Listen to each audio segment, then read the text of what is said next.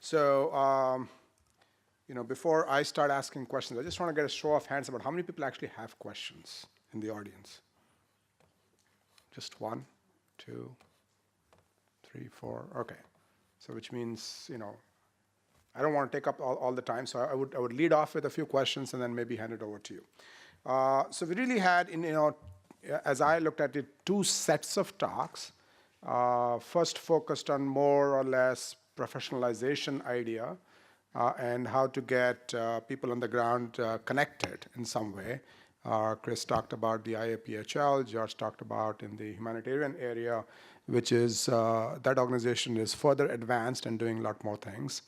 And then, interestingly, what Andrew presented just now about this whole idea of buddy network, which seems quite fascinating, right? So, one set of questions in my mind basically is about what can each of these initiatives learn from each other?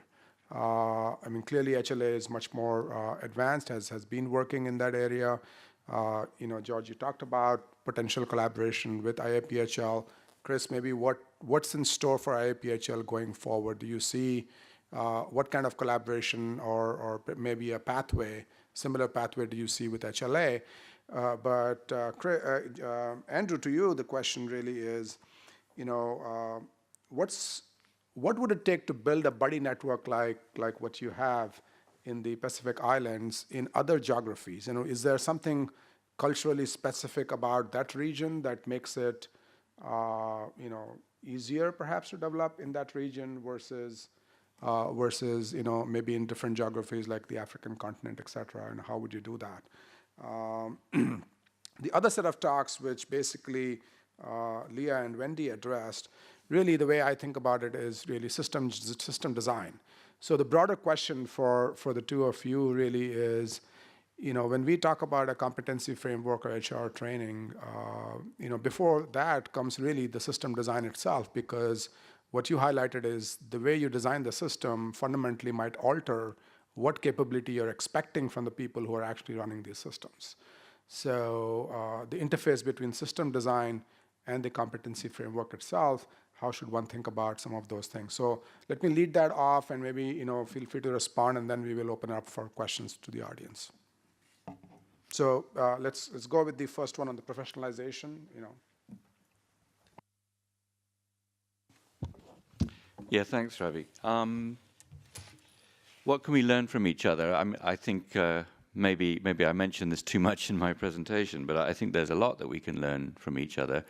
One thing that I'm particularly interested in collaborating on is the creation of a career pathway. And I think that has the most potential at this stage in the discussion. It's the biggest need from our community of practice, and I think it seems to be a need within the public health logistics community of practice, and I think that's what we should focus on. Yeah, I would absolutely agree with that. And one of the areas that I think IAPHL is seeking to learn more about is the experience of establishing competency-based professional certification in not just supply chain management, but the unique features of public health supply chain management, much like the unique features of the humanitarian environment. So I think the relationship that HLA has with SILTS is one of great interest for us, because that's sort of a collaborative association with an association with a much broader umbrella, I think, is of great value to the members of IAPHL, and provides the opportunity for that professional mark of certification, mark of competency.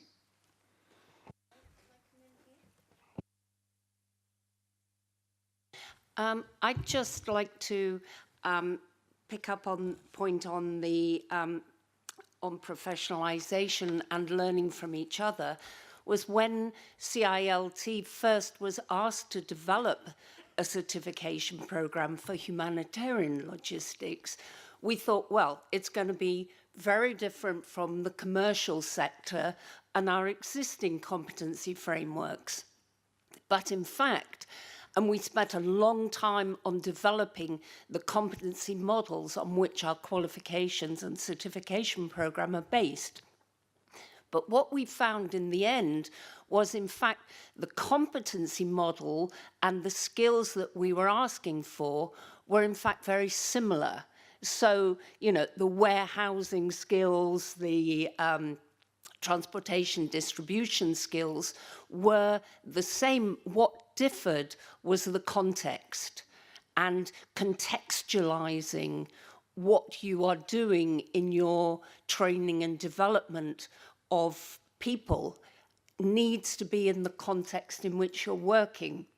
But the message is there are already a lot of competency frameworks that people can build on.